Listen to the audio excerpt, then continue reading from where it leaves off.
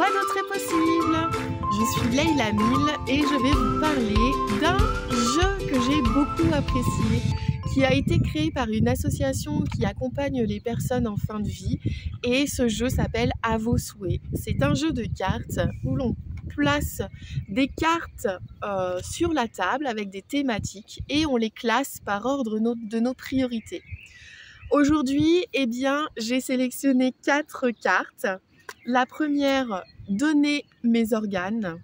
La seconde, être accompagné sur le plan religieux ou spirituel.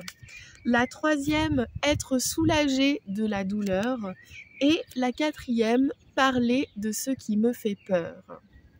Eh bien, c'est un jeu que l'on peut à la fois faire seul, parce que ça permet de se questionner sur soi-même, mais on peut aussi le faire en famille ou entre amis, ce qui permet, je pense, d'ouvrir un peu le débat sur des thèmes très ciblés, sans partir dans l'émotionnel et tout en restant vraiment dans quelque chose qui est rationnel.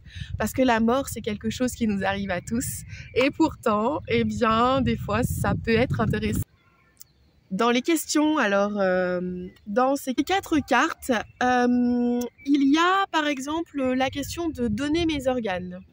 Alors, en France, il y a une loi qui a changé récemment par rapport au don d'organes, où justement, si on fait une déclaration, non, sur le principe, si on meurt, par exemple brutalement, quelqu'un meurt et ses organes peuvent être prélevés, pour être mis sur un autre corps humain, eh bien, ça va être fait, sauf si il y a eu une déclaration auprès de l'organisme qui gère le refus du don d'organes.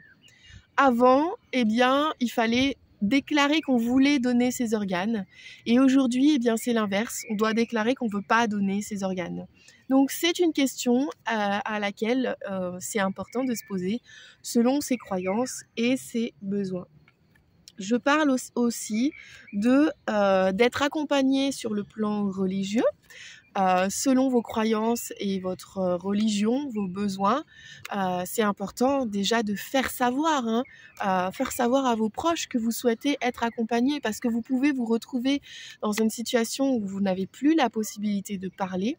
Et en fait, si vous n'avez jamais parlé de ce genre de choses avec votre famille, eh bien, ils vont se poser des questions. Alors, sachez qu'il existe des lois en France qui permettent en fait d'écrire ses volontés.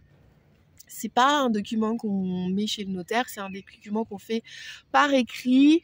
C'est un document aussi qu'on laisse parfois à son médecin généraliste.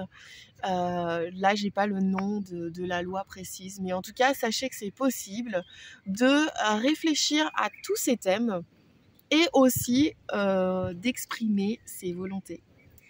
Voilà, je pense que la mort, c'est un sujet dont il faut parler parce que ça nous arrive à tous et ça nous arrive aussi autour de nous, aux personnes plus âgées, aux personnes moins âgées, parfois à des enfants, parfois à nous-mêmes. Et ça peut être plus ou moins rapide, violent, parfois on n'a pas le temps de se préparer. Et l'autre question qui revient souvent, c'est est-ce que je veux être incinérée ou est-ce que je veux être enterrée? Et c'est bien de l'avoir dit. Voilà. Je vous laisse ici et je vous dis, quoi d'autre est possible?